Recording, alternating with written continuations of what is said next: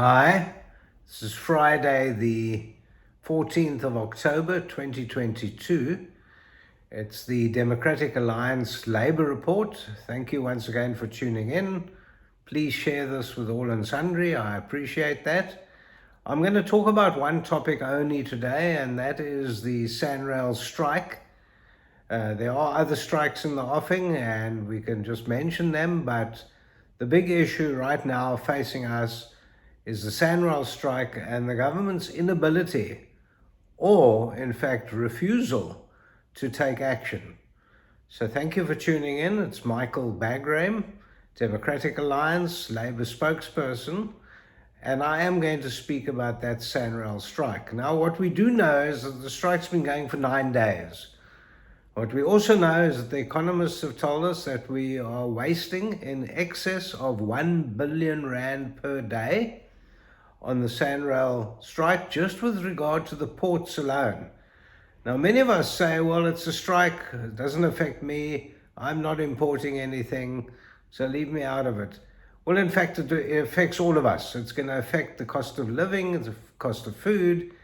It's going to create havoc, and it has already created the havoc. So yes, it does affect all of us, and yes, we need to find a solution. And as the Democratic Alliance, we need to push as hard as we can to make sure that the law is used to its full might so that we can put an end to the strike. The ANC has a history of sitting on its hands. The ANC Ministry of Labour are absolutely useless. The Minister of Employment and Labour, Thulas Nkezi, has called in colleagues of his to help him. Maybe someone should remind him and tell him that we have a Labour Relations Act, and that Section 150 of the Labour Relations Act allows him to have compulsory arbitration.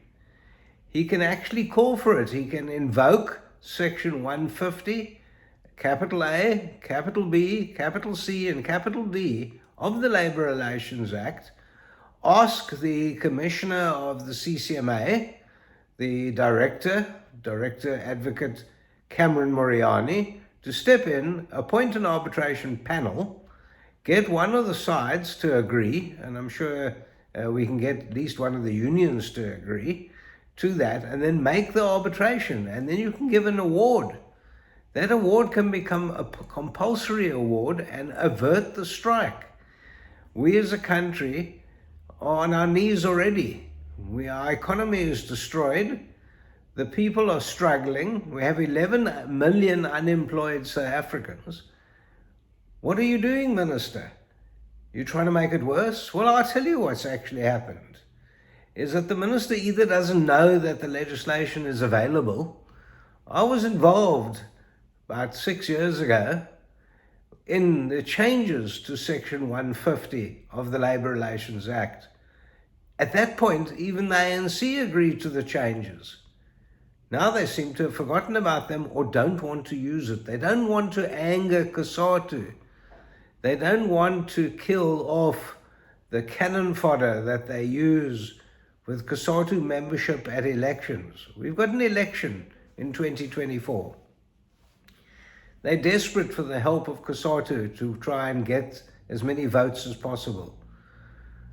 Well, the DA is going to point out to every single worker in this country that they've been sold down the river.